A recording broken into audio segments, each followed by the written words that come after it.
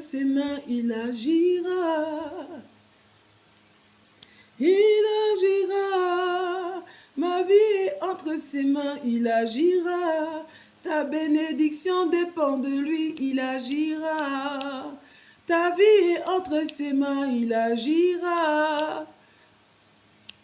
Il agira. Ta vie est entre ses mains, il agira. Ta bénédiction dépend de lui, il agira. Oui, ce chant est venu pour vous, mesdames, aujourd'hui, pour vous dire que Dieu agira encore pour vous. Toute sa bénédiction repose sur vous, mesdames, parce qu'il prend soin de vous, mesdames. Il sait que vous êtes une aide pour cet homme dans ce foyer. Il sait qu'il vous a dû endormir Adam pour créer Ève. Même l'ennemi, le serpent antique, a su qu'il fallait passer par Ève pour faire tomber Adam. Parce que nous sommes, femmes, gestionnaires. C'est nous qui contrôlons toutes ces émotions, cette sensibilité qu'il y a chez l'homme. Nous contrôlons cela. Oui. Pas parce que nous avons décidé, mais parce que Dieu, en endormissant Adam, il a enlevé une côte. Il a enlevé quelque chose qu'il ne peut plus ressentir, qu'il ne peut pas contrôler. Et il a pris de cette côte, il a façonné tout un être femme, qui en elle est rempli de toute cette sensibilité, de cette intuition, de cette sagesse. Je prie pour toutes ces femmes aujourd'hui qui m'écoutent, de ne pas se laisser détourner par les mauvaises pensées. Les propositions de ce monde viennent pour corrompre vos cœurs, vous éloigner de vos destinées. Tu es belle, c'est pour Dieu. Tu chantes bien, c'est pour Dieu. Tu as un beau corps, c'est pour Dieu. Oui, Dieu ne descendra pas pour te dire cela. Il passe au travers de nous, entre nous femmes.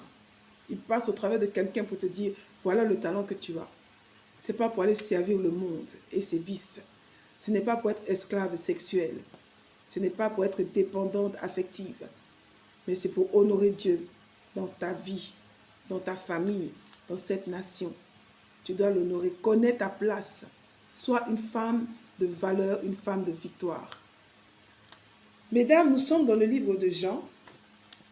Et grâce à l'Esprit de Dieu, que nous allons demander maintenant la bonne interprétation, la bonne compréhension et la bonne méditation de ce chapitre 8 du livre de Jean.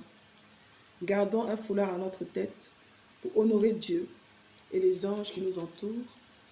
Passage que nous avons vu dans le livre de 1 Corinthiens, chapitre 11, à partir du verset 3 et suivant. Et prions. Oui, Éternel, aujourd'hui encore, tu viens prendre soin de nous. Cette médecine spirituelle guérit nos âmes, guérit nos cœurs, guérit nos émotions, restaure nos familles. Oui, cette médecine a le pouvoir de nous sauver. Elle vient de la parole, elle vient de Jésus, elle vient de toi, Éternel. Accorde-nous maintenant au travers du livre de Jean, en son chapitre 8, Seigneur, des révélations spécifiques pour la restauration, la bénédiction, la guérison de toutes ces familles qui m'entendent ici. Éternel, je te le demande, au nom de Jésus, Amen, Amen, Amen. Allons-y au livre de Jean chapitre 8. Jésus se rendit à la montagne des Oliviers, mais dès le matin, il alla de nouveau dans le temple et tout le peuple vint à lui. S'étant assis, il les enseignait. Alors les scribes et les pharisiens amenèrent une femme surprise en adultère. Vous savez, je veux continuer, mais tellement l'esprit me dit, arrête-toi un peu ici. Alors, mesdames, arrêtons-nous un peu ici. Le Seigneur veut qu'on s'arrête lorsqu'on doit méditer sa parole. Quand on dit ici, s'était assis, il les enseignait. Ces personnes cherchent Jésus partout. Partout où Jésus est, ils cherchent Jésus. Et nous cherchons la solution. Jésus est la solution. Il est le chemin. C'est lui qui nous donne la réponse à la situation que nous vivons. Nous les cherchons, mais dans le silence. Cherchons Jésus et la solution de nos problèmes en restant assises, mesdames. Calmez-vous. Arrêtez de vous paniquer. Arrêtez, messieurs aussi qui nous écoutez, de chercher solution à ça et là. Arrêtez. Là où il y a des empressements, il y a des troubles, il y a des peurs, Dieu n'est plus là-bas. Oui, ça, je vous donne cette astuce-là. Dès que vous sentez que votre cœur bat vite comme ça, Dieu n'est plus là-bas. Dès que vous sentez la peur dans votre cœur, et votre cœur, votre intuition, vos émotions vous menacent, attention, attention. Écoutez, votre cœur ne parle pas, mais il va vous faire ressentir de vous arrêter rapidement ici. N'avancez pas, n'évoluez pas plus que ça, ne vous entêtez pas. Il ne faudrait pas vous entêter et dire, je suis têtu, j'avance quand même. Faites attention, mesdames. Non, c'est un esprit qui m'empêche de rentrer dans ma bénédiction. Non. Ici, là, il y a une seule personne qui contrôle. C'est Dieu. C'est lui qui crée le devoir et le vouloir dans le cœur de l'homme. Il arrive à incliner le cœur des rois. C'est lui qui arrive à dire oui, vas-y ou non. L'ennemi ne peut jamais changer ce qui est de votre cœur, jamais. Si vous priez sans cesse, si vous priez sincèrement, vous marchez dans la vérité, l'ennemi ne va pas vous distraire. Parce que lui, qu'est-ce qu'il fait? Il passe par les oreilles, par les pensées, par les mauvaises pensées. Il passe par les yeux, tout ce que vous regardez. Il passe et puis il crée maintenant. C'est-à-dire vous-même, hein, lui, il a simplement proposé. Et vous-même, vous prenez la décision. C'est-à-dire, c'est pas, il ne s'impose pas, il ne s'assoit pas pour dire change, va à gauche, va à droite. Non, vous n'êtes pas un cheval et puis lui, il est cavalier sur vous, jamais. Il va vous proposer, fais ceci, fais comme ça, allons-y faire comme ci. Et vous-même, vous allez dire, oui, oui, pourquoi pas, je peux faire comme ça. Voilà où vous corrompez, si on peut appeler ça comme ça. Moi, j'invente mes mots. Hein. Si vous pouvez vous corrompre ici, là. C'est à ce moment-là que vous allez vous rendre compte que, mais je ne voulais pas, mais j'ai fait. Je ne l'aimais pas, mais je suis sortie avec lui jusqu'à lui faire un enfant. Je ne voulais pas ce travail aujourd'hui, je n'ai même pas un jour de repos. Je ne voulais pas cet argent, mais tellement mes parents en avaient besoin. Non, vous trouvez des excuses. Mais le cœur, qui a choisi? Qui sera jugé à la fin? C'est vous. Mais Dieu agira. Il agira encore.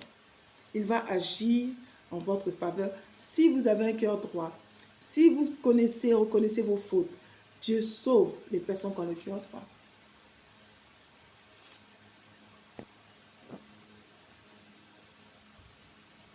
Alors les scribes et les pharisiens amenèrent une femme surprise en adultère.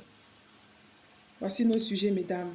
Ces sujets où les hommes pensent que nous sommes un objet sexuel, mais l'attitude que nous avons lorsque nous divorçons et nous partons chercher notre femme ou un autre mari, nous sommes dans l'adultère. Parce que dans la parole de Dieu, il est écrit, ne séparez pas ceux que Dieu a unis.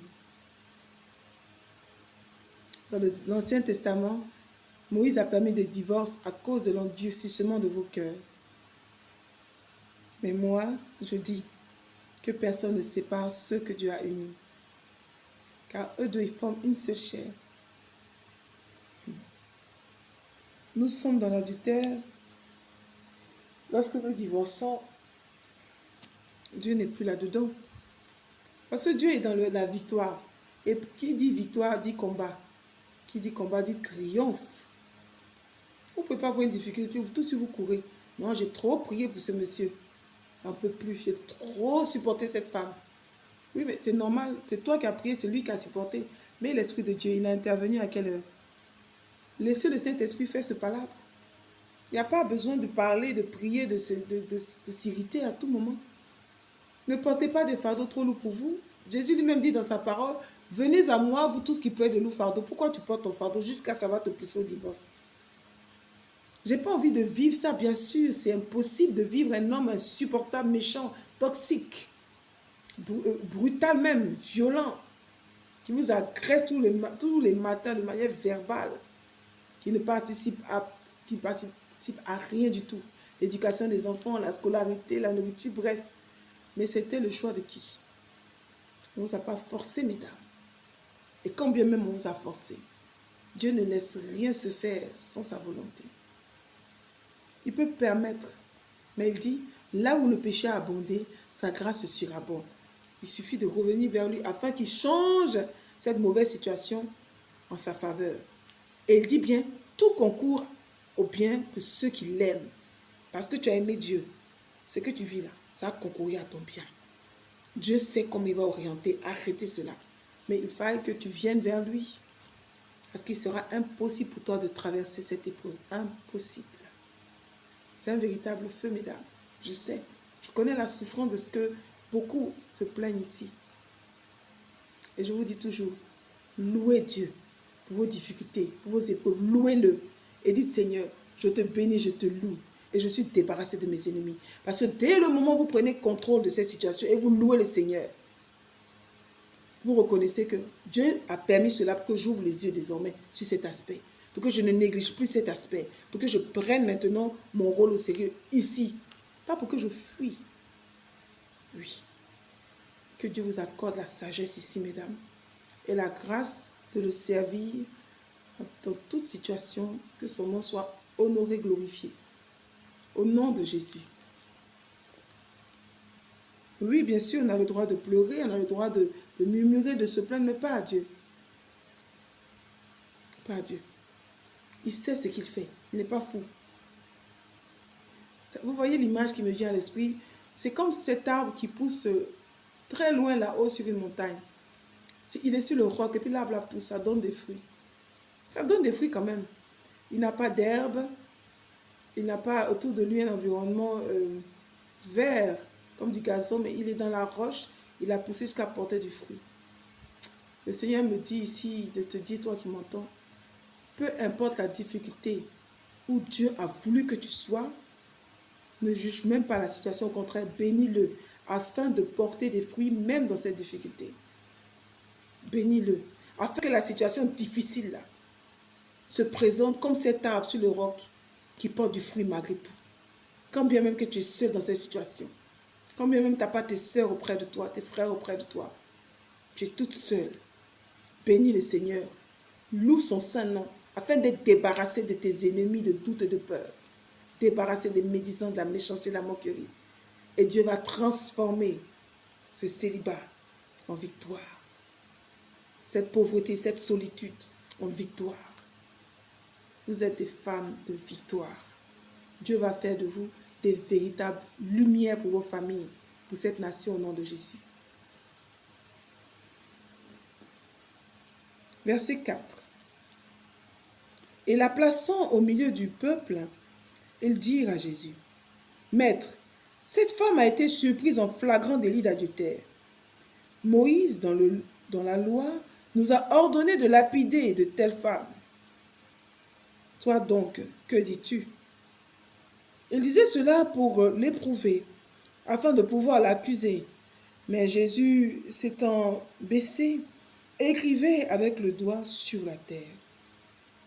Comme il continuait à l'interroger,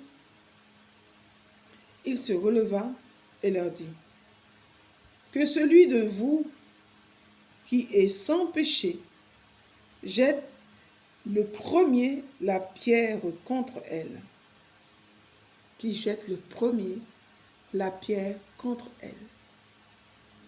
Oui, il y a 3 aspects ici.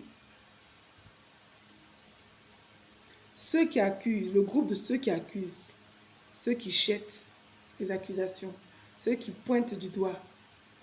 Le Seigneur s'adresse à vous ici aujourd'hui. Chaque fois que vous regardez à votre prochain le mal qu'il fait, sa parole dit, c'est juste une paille dans son œil. Tu as la même chose, mais en poutre en toi. C'est que tu critiques chez lui là. Il y a la même chose chez toi, sauf que pour toi, c'est une poutre. Personne ne peut enlever une poutre facilement. Dans son œil. Mais ce qu'on accuse à l'autre, Dieu dit ça là, c'est une paille dans son œil, c'est rien. C'est pas une habitude, il n'a pas fait exprès. Mais ce que lui n'a pas fait exprès là, chez toi là, c'est fondé comme une poutre. Voilà l'horreur du jugement. Mais en même temps, le Seigneur me dit de vous dire et de nous dire que si nous sommes tentés de juger l'autre, taisons-nous et regardons, mais moi-même là, il y a poutre en moi. Si j'ai pu voir ça chez mon voisin, mais c'est une paille en réalité. Mais qu'est-ce qui en moi est construit et fondé comme une poutre que je ne peux même pas déraciner? Que Dieu me pardonne et me libère de cette poutre. Vous voyez, ça devient pour vous occasion de prier pour vous. La tentation de vouloir juger l'autre devient pour vous occasion de prier pour vous et pour vous délivrer vous-même. Parce que vous avez posé un acte de charité. Vous vous êtes tu, vous n'avez pas fait de médisance, vous n'avez pas jugé. Dieu dit, je vais te donner ta délivrance ici. Parce que ça te permet de regarder en toi cette poutre qui est dans ton œil. Deuxième aspect, la pierre. Il dit ici, jette le premier la pierre.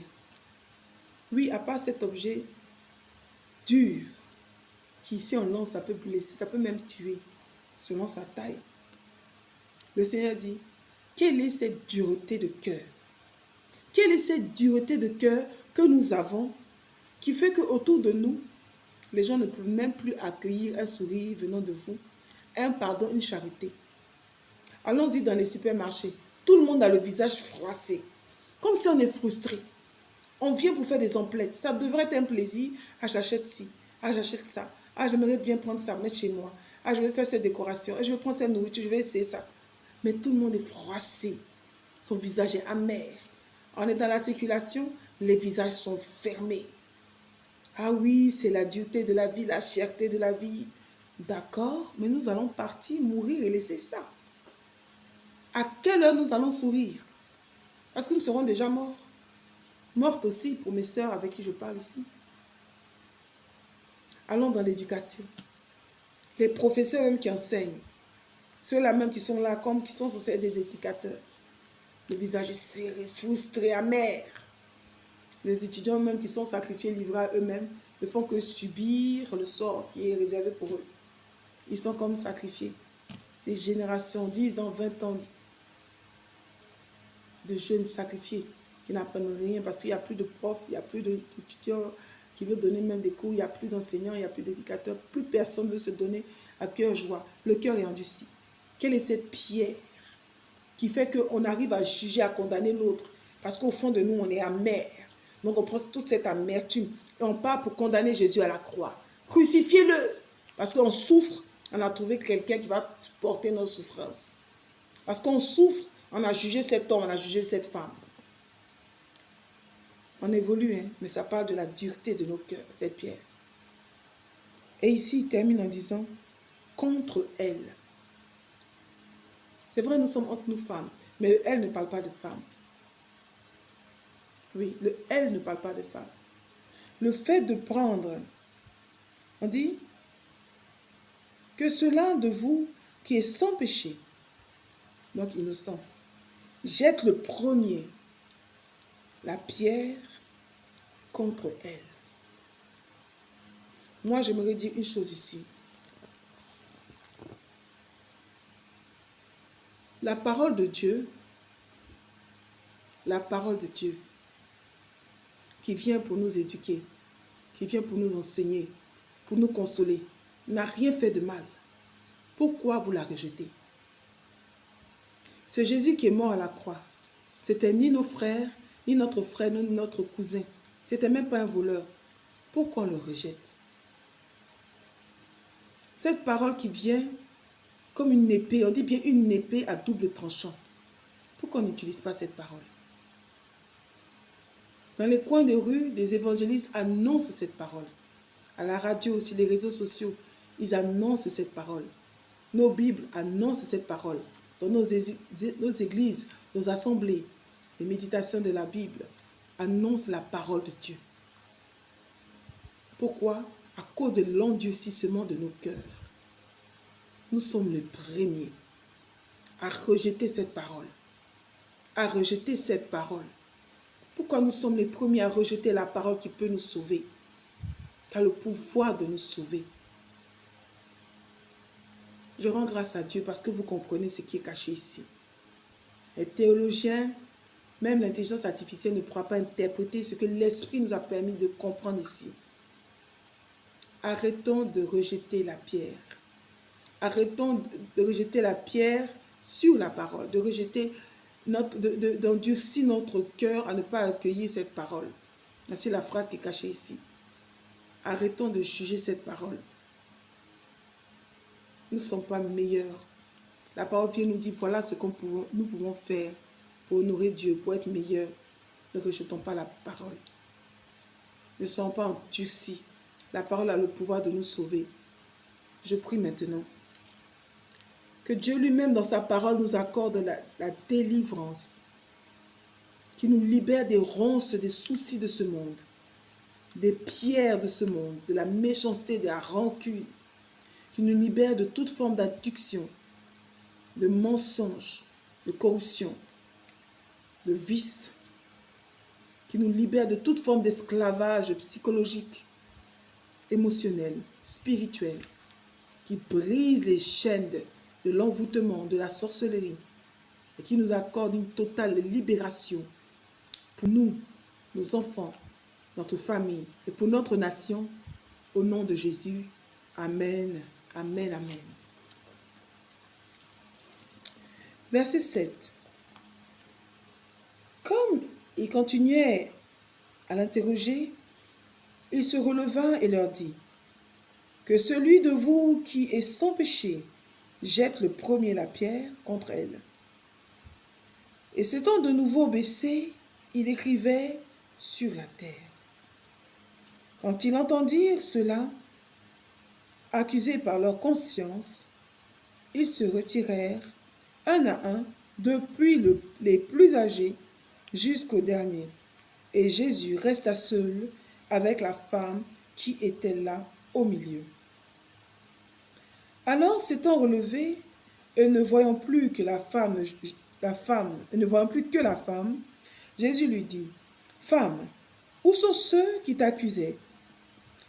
Personne ne t'a-t-il condamné? » Elle répondit, « Non, Seigneur. » Et Jésus lui dit, « Je ne te condamne pas non plus. Va et ne pêche plus. » Oui, il est important de souligner ici quelque chose. Lorsque Dieu zoome sur une parole, un passage, c'est pour dire quelque chose qui nous concerne. C'est pour nous révéler ici un message caché. Et il referme la fenêtre. Et il reprend la lecture de son texte, naturellement, que n'importe qui pourra lire comme une histoire.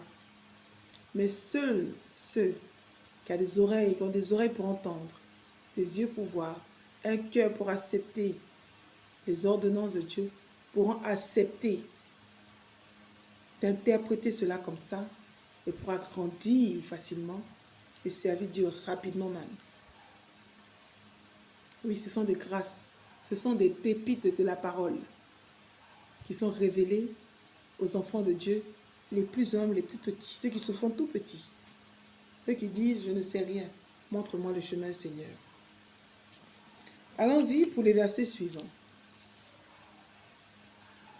Jésus leur parla de nouveau et dit, « Je suis la lumière du monde. Celui qui... » Il dit, « Je suis la lumière du monde. Celui qui me suit ne marchera pas dans les ténèbres, mais il aura la lumière de la vie. » Là-dessus, les pharisiens lui dirent, « Tu rends témoignage de toi-même, ton témoignage n'est pas vrai. » Jésus leur répondit, « Quoique je rende témoignage de moi-même, mon témoignage est vrai, car je sais d'où je suis venu et où je vais. Mais vous ne savez d'où je viens, ni où je vais. Vous jugez selon la chair, moi, je ne juge personne. Et si je juge, mon jugement est vrai, car je ne suis pas seul, mais le Père qui m'a envoyé est avec moi. Il est écrit dans votre loi que le témoignage de deux hommes est vrai. Je rends témoignage de moi-même et le Père qui m'a envoyé rend témoignage de moi. » Ils lui dirent donc, « Où est ton Père ?» Jésus répondit, « Vous ne connaissez ni moi ni mon Père. Si vous me connaissiez, vous connaîtriez aussi notre Père. » Jésus dit ces paroles, enseignant dans le temple, au lieu où était le trésor, et personne ne le saisit, parce que son heure n'était pas encore venue. Jésus leur dit encore, « Je m'en vais et vous me chercherez, et vous mourrez dans votre péché. Vous ne pouvez venir où je vais. Sur quoi les Juifs dirent, se tuera-t-il lui-même, puisqu'il dit, vous ne pouvez venir où je vais. Et il leur dit, vous êtes d'en bas, moi je suis d'en haut.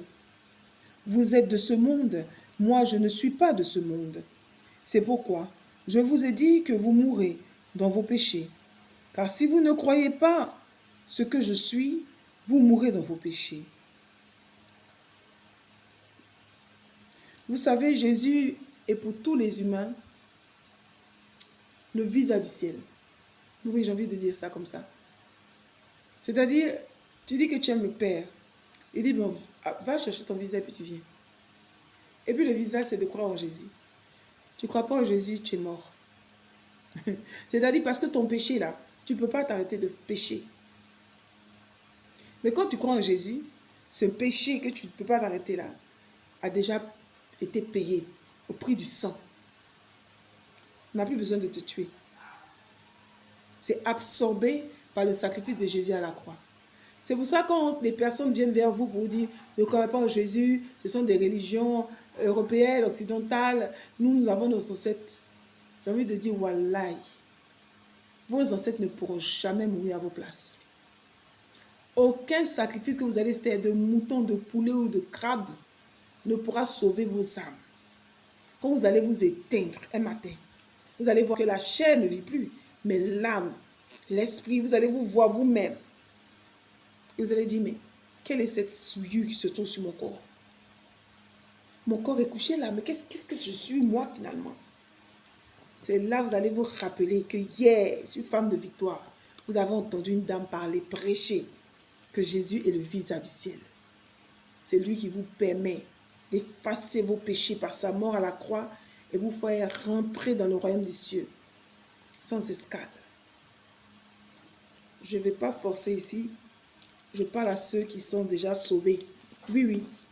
Ceux qui sont déjà sauvés, soyez les bienvenus. Oui, il y en a qui sont déjà sauvés. Ils croient en Jésus. Alors, si vous voulez être sauvés, répétez après moi, mesdames. Éternel, je crois en ton Fils Jésus. Je sais qu'il est mort à la croix et il est ressuscité le 3e jour. Je reconnais mes fautes. Je ne peux pas me soigner moi-même. Je viens aujourd'hui par la foi te demander pardon. Au nom de Jésus, au nom de ce sacrifice à la croix, je me libère de toutes mes fautes et de mes péchés. J'accepte ce sacrifice pour le pardon de mes péchés. Je reçois Jésus comme Seigneur et Sauveur de ma vie. Et sur cette parole, je suis sauvée aussi. Au nom de Jésus, Amen, Amen, Amen. Soyez les bienvenus, les sauvés. Soyez les bienvenus. Veillez à marcher par l'esprit. Oui, restez debout. Portez les armes. Priez, méditez. Le seul effort qu'on vous demande, c'est de garder les yeux fixés sur Dieu. Par le baptême, il vous a scellé par son Esprit Saint. Et il veille lui-même à vous retrouver dans son royaume. Par le pouvoir de sa parole et de sa puissance. Soyez bénis, mesdames.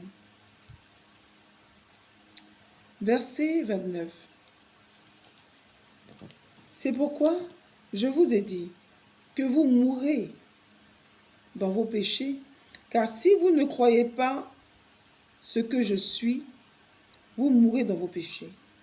Qui es-tu? Lui dirent-ils. Jésus leur répondit, ce que je vous dis dès le commencement. J'ai beaucoup de choses à dire de vous et à juger en vous. Mais celui qui m'a envoyé est vrai. Et ce que j'ai entendu de lui, je le dis au monde. Ils ne comprirent point qu'il leur parlait du Père. Jésus donc leur dit, quand vous aurez élevé le Fils de l'homme, alors vous connaîtrez ce que je suis et que je ne fais rien de moi-même, mais que je parle selon ce que le Père m'a enseigné. Celui qui m'a envoyé est avec moi.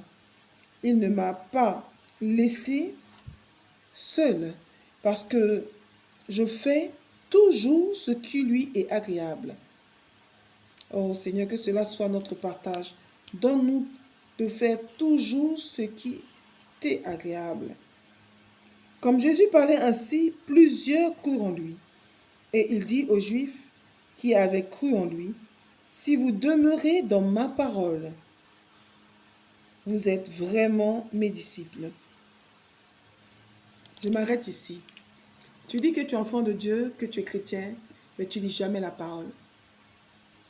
Tu seras disciple de Dieu, disciple de Jésus, si tu retiens cette parole, tu l'écoutes. Vous voyez, ici c'est clair. Si vous demeurez dans ma parole, vous êtes vraiment mes disciples. Le disciple, c'est celui qui suit Jésus, qui dit, je veux ressembler à mon maître. J'écoute la parole de mon maître, j'ai accompli sa volonté. Celui qui demeure dans la parole. Demeurer, je vois comme quelqu'un qui est arrêté dans de l'eau. Et quand tu es arrêté dans de l'eau comme ça, on dit, tu demeures dans l'eau. C'est ça, la Bible n'a pas été écrite en français. Hein. Et le mot demeurer ici n'est pas le mot qui a été dit peut-être en araméen ou bien en hébreu. Mais le mot qui est représenté ici dans mon esprit, c'est comme quelqu'un qui se tient, voilà, je vois ça encore comme une plante, oui, une fleur qui a été plantée, enracinée, qui laisse ses racines commencer à pousser tout doucement pour devenir peut-être un grand arbre, un baobab, pourquoi pas. Mais déjà, sa petite tige qui sort a déjà pris racine. Elle demeure ici. Ceux qui demeurent dans la parole, c'est pour dire ceux qui sont plantés dans la parole. Ils ne font rien sans la parole. Ils n'agissent pas selon leur volonté. Ils ont référence toujours à la parole. Ils sont racinés. C'est de là qu'il veut parler quand il dit demeurer ici. Ben, il dit ceux qui demeurent sont vraiment ceux qui disent qu'ils me suivent, qui veulent me ressembler. Quand on dit on est chrétien, c'est parce qu'on suit le Christ. Et hier, c'était les disciples, les 12 qui le suivaient, le Christ. Il parlait aux 12. Mais j'aime bien dire que l'Ancien Testament a préparé le Nouveau Testament qui nous donne aujourd'hui d'accomplir le présent. Oui, et de mieux nous orienter pour le futur. C'est tout un processus depuis l'Ancien, le Nouveau et le présent où nous devons dire oui Jésus, nous croyons en toi, nous te suivons. Donc demeurons, soyons enracinés dans sa parole. Au verset 33, ils lui répondirent, nous sommes la postérité d'Abraham et nous ne fûmes jamais esclaves de personne. Comment dis-tu, vous deviendrez libres?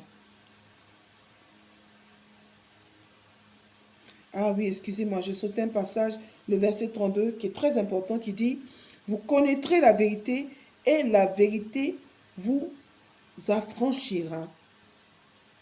Nous avons lu une vérité aujourd'hui et le fait d'entendre ça, nous sommes libres. Voilà la liberté dont il parle. Il y avait peut-être en nous des forteresses, c'est-à-dire des pensées limitantes qui nous empêchaient de croire même en nous que tout est possible. Mais parce que nous savons que nous sommes libres en Jésus, il a payé le prix à la croix, que nous ne portons aucune condamnation et que nous pouvons, par sa parole, être sauvés. Ici, il dit, voilà la liberté dont il parle. Voilà quand il dit, vous avez écouté ma vérité, et cette vérité vous a rendu libre. C'est pour ça beaucoup combattent cela. Ne lisez pas la parole, hein, ne lisez pas la parole, laissez la parole comme ça. Ils aiment trop interpréter la parole. C'est toujours vous qui voyez ce qui est dans la parole. Mesdames, ne faites rien avec tout ça. Ouvrez vos Bibles, méditez la parole et soyez libérés. Libérés de servir votre Dieu. Alors la suite, je reprends. Ils lui répondirent, nous sommes la postérité d'Abraham et nous ne fûmes jamais esclaves de personne. Comment dis-tu, vous deviendrez libres? En vérité, je vous le dis, leur répliqua Jésus, quiconque livre au péché, c'est ça, quiconque se livre au péché est esclave du péché. Oh, ça me coince dans mon esprit. Il y a quelque chose qui blesse mon cœur ici. C'est la partie où on dit se livre au péché. Mesdames, on a tout péché, oui. On a menti, on a triché, on a eu l'impudicité, la corruption. Je ne sais pas quel vice encore. Bref, Citons toute la liste. Mais on dit, c'est nous-mêmes, on se livrer. Le fait de dire, oh, je fais ce que je veux, c'est ma vie, je peux avorter, je peux me droguer, je peux m'enivrer, c'est ma vie, j'ai plusieurs copains, c'est ma vie, oui. C'est parce que tu as dit, c'est ta vie, là, c'est sans dire que tu t'es livré. Tu t'es livré au péché. Voilà maintenant que tu es son esclave. Oh, moi, je suis un bel homme, j'ai beaucoup de copines, moi, je fais comme ça, clac, elle tombe. Tu es un esclave. Et ta semence est là pour servir les ténèbres, le monde des ténèbres. Ton énergie éclaire le monde des ténèbres là-bas. Ta force, ta volonté de jouir, de voir toujours une nouvelle nudité. Tu m'humilies devant ton Dieu, ça t'humilie, ça te met tout nu. Tu es moche à voir. Mais l'ennemi se réjouit parce que tu es un esclave, tu ne peux plus t'en passer. Tu ne peux plus t'en passer. De la drogue, de la cigarette, tu ne peux plus t'en passer de la bière, de l'amusement, de l'ivrognerie, tu ne peux plus t'en passer de ton téléphone. Tu ne peux plus, tu es devenu esclave parce que toi-même tu t'es livré, tu dis je fais ce que je veux. Tu es devenu esclave. Et ça fait quoi? Ça fait rien du tout. Ça fait que tu appartiens à ceux qui sont esclaves. Ils iront là où leur maître leur guide. Ça fait rien. Si tu as vécu ta vie, 15 ans sur la terre, 20 ans, 30 ans, 60 ans, et puis c'est pour mourir comme rien du tout. Tu es comme papier hygiénique dans la toilette. Tu es comme papier hygiénique dans la toilette. On ne va pas se souvenir de toi. Toi-même, tu ne te souviendras pas de toi-même. Si tu prends ta vie comme un amusement, tu prends ta vie, madame, pour t'amuser, pour t'exposer, ta nudité, pour faire tomber des hommes, pour séduire des gens. Tu es comme un bout de papier hygiénique dans les toilettes, après usage. On va t'oublier, toi-même tu vas t'oublier. Tu vas dire, mais il faut bien mourir un jour. Oui, sauf que l'âme ne meurt jamais. Ton corps là, c'est comme un t-shirt que tu as jeté à terre dans un cercueil, mais ton âme ne meurt jamais. Il part pour une souffrance éternelle. C'est que tu n'as pas voulu vivre dans le jeûne et la prière sur la terre. Là où tu n'as pas voulu faire des sacrifices, tu n'as pas voulu te priver, tu n'as pas voulu dire stop à la chair. La chair va te nourrir d'un feu. Là où il y aura des grincements de dents, des larmes et des pleurs. Tu vas comprendre que je fais ce que je veux, t'a donné le droit de brûler éternellement, de pleurer, de crier à l'aide. Mais il n'y a plus personne pour te sauver. Là où Dieu te sauve, c'est aujourd'hui. C'est le moment maintenant de dire, Seigneur, pitié, sauve-moi. Je n'ai pas envie d'être esclave de personne. Et ta parole a le pouvoir de me sauver. Alors je lis et j'écoute. Femme de victoire aussi parle de toi. Ma Bible parle de toi. Dans les églises et communautés, on parle de toi. Je veux rester connecté, enraciné dans ta parole pour ne jamais aller grincer des dents à cause de la douleur et de la brûlure du feu de l'enfer. Parce que mon âme ne meurt jamais. Dieu qui est miséricordieux, c'est Dieu qui va nous juger. C'est lui qui sait, quand nous avons pris le temps de méditer, de guérir. C'est lui qui va nous donner la force par son esprit pour que nous soyons debout, revêtus de robes, de tuniques pour cacher notre nudité. Nous n'allons pas avoir honte devant l'Éternel Dieu des armées lorsqu'il va nous appeler. Soyez prêtes, mesdames, parce qu'il vient comme un voleur. Il y a des personnes qui ne se sont pas réveillées ce matin. Le corps est resté couché, mais l'âme s'est réveillée qui a dit, mais attends, j'ai fini pour moi aujourd'hui comme ça. Si tu as vécu une vie plantée dans sa parole, enraciné dans le roc de sa parole, tu es inébranlable devant lui, tu te lèves avec assurance devant ton maître. C'est une très agréable rencontre. Mais lorsque tu étais dans ta dépose, dans ton vice, personne ne peut te parler. Et que tu te réveilles quand ton corps lâche prise et reste sur la terre, et puis ton âme se lève. Tu es dans la honte et la confusion. Là-bas, il n'y a pas de pitié ni de pardon. Tu pars pour la mort éternelle parce que tu as construit toute ta vie dans des vices, dans satisfaire ma chair, dans des phrases, je fais ce que je veux. Ce chemin, c'est comme si tu as planté ta vie sur du sable. Tu as construit toute ta vie sur du sable. Ce sable ne pourra pas te défendre. Au moindre vent, moindre tempête, tu es complètement écroulé. Dieu qui sait pourquoi il nous a convoqués aujourd'hui encore, que lui-même nous sauve et nous libère de toute oppression, de tout esclavage, et nous accorde la grâce de rentrer dans son royaume au nom de Jésus. Amen. Amen, amen encore. Alors la phrase dit ici, et nous reprenons au verset 34. En vérité, je vous le dis,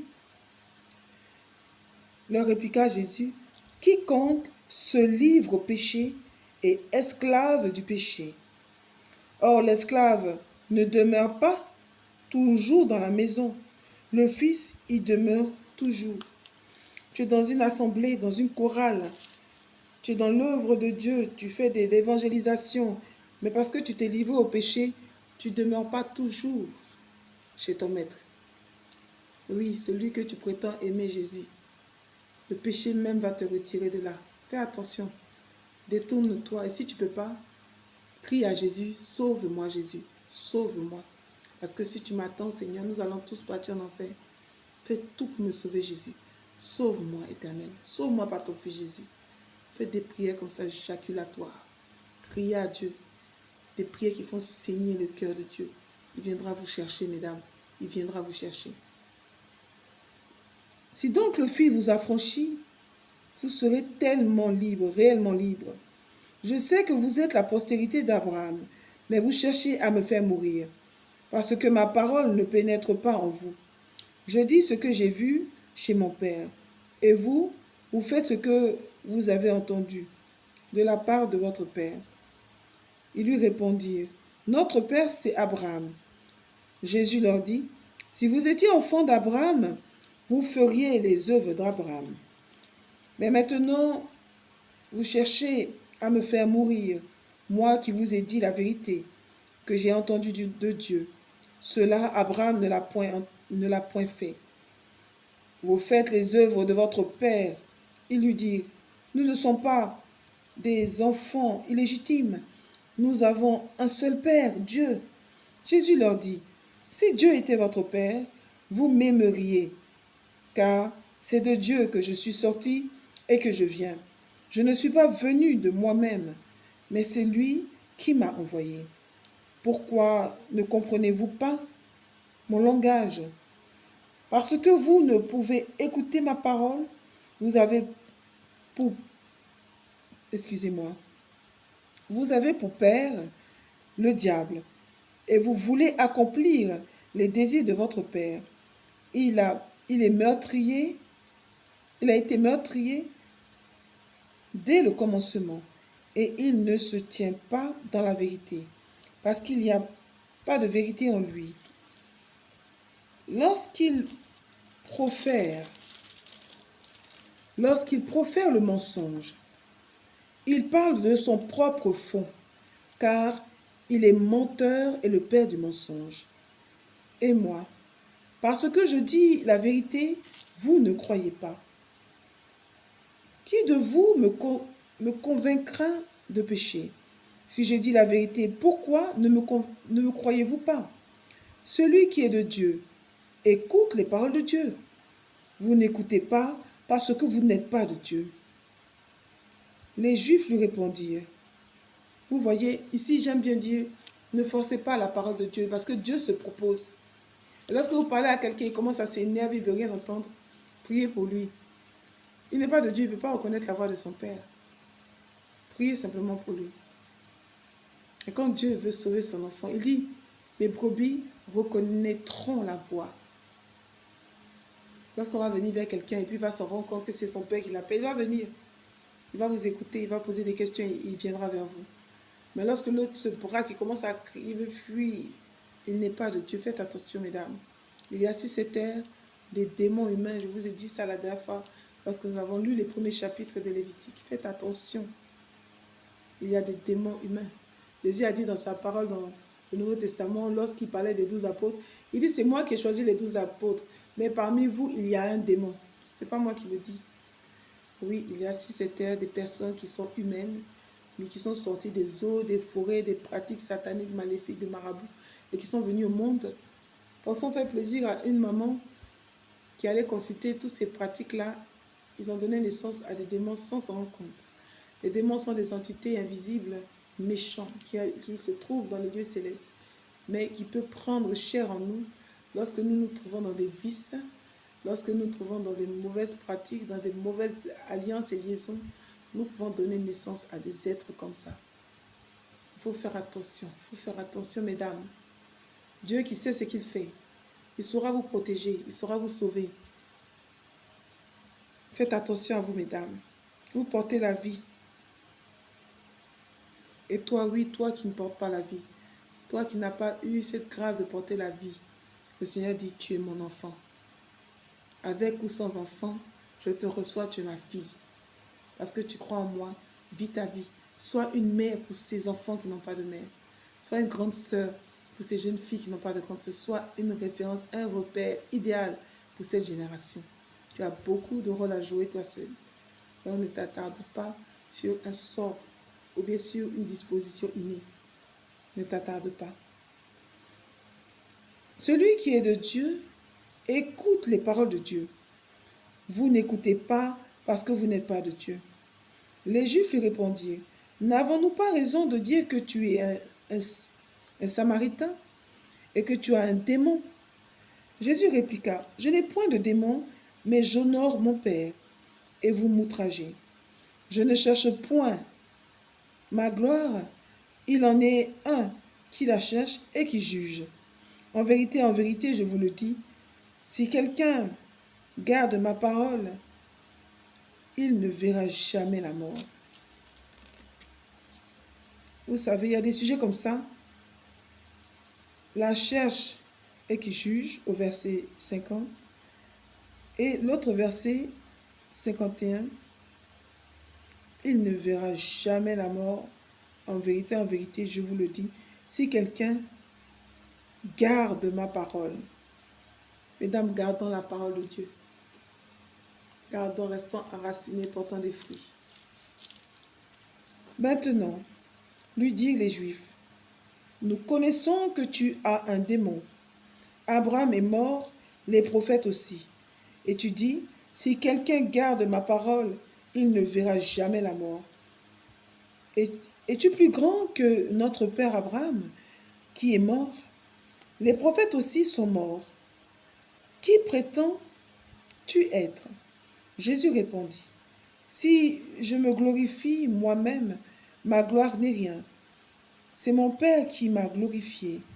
C'est mon Père qui me glorifie, lui que vous dites être votre Dieu, et que vous ne connaissez pas.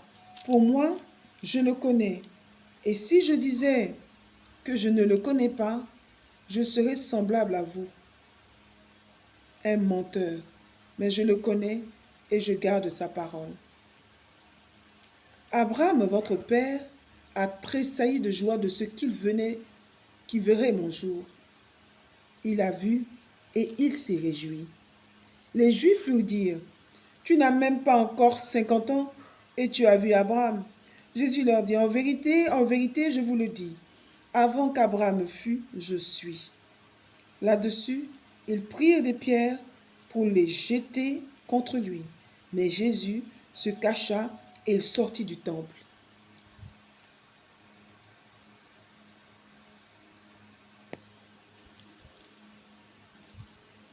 Nous terminons ici le chapitre 8 du livre de Jean. Très intéressant. Ce passage où il dit, en vérité, je vous le dis, avant qu'Abraham fût, je suis. Là-dessus, il prit des pierres pour les jeter contre lui. Mais Jésus se cacha et il sortit du temple. J'ai parlé tantôt, quand on parle de la femme adultère, je parlais, grâce à l'Esprit, comme une révélation, le Seigneur essaie de comparer ici pour dire, vous rejetez la parole. Et voilà encore Jésus lui-même qui est la parole réincarnée, qui s'est fait chair. Bien sûr, existait avant la création du monde. C'est la parole qui crée le monde. Et c'est Jésus encore qui s'est fait chair. Et ici, on dit encore qu'ils ont cherché à jeter des pierres contre lui. Et voilà le problème qui est ici. Faisons attention à ne pas jeter la pierre contre la parole. Parce que nous allons être comparés à ces personnes à l'époque de Jésus qui jetaient la pierre contre lui. Aujourd'hui, la parole est gratuite. Le temps de la grâce tire à sa fin. Prenez soin, mesdames, de garder les yeux fixés sur Dieu. Enracinez-vous dans sa parole et demeurer dans l'obéissance à sa parole. Prions maintenant, mesdames, pour toutes mes sœurs ici présentes, prions ensemble, mesdames, car il y a nos sœurs, nos petites sœurs, nos mamans qui comprennent maintenant la vérité de marcher en Jésus-Christ, de se laisser enrôler dans cette délicieuse passion de servir un véritable Dieu et de pouvoir être appelés aussi soldats de l'armée céleste, l'armée de l'Éternel des armées. Prions. Merci mon Dieu pour l'occasion que tu me donnes aujourd'hui de comprendre ces réalités. Merci de nous libérer par ta parole. Aujourd'hui, nous avons compris que croire en Jésus, c'est de vivre. Nous ne voulons pas mourir. Nous croyons en cette parole qui a le pouvoir de nous sauver. Merci mon Dieu de faire de nous des enfants et non seulement des créatures, mais des enfants qui sont nés non par la volonté ni par les désirs humains, mais par ton esprit. Conduis-nous aujourd'hui, conduis-nous aussi avec l'aide de femmes de victoire à méditer ta parole, à être enracinés dans cette parole et à te servir aujourd'hui et toujours pour les siècles des siècles. Amen, amen, amen. Soyez bénis, mesdames. Merci pour votre courage. Merci pour votre amour à servir l'Éternel Dieu des armées, en son Fils Jésus-Christ et par la puissance et la force du Saint-Esprit. À bientôt.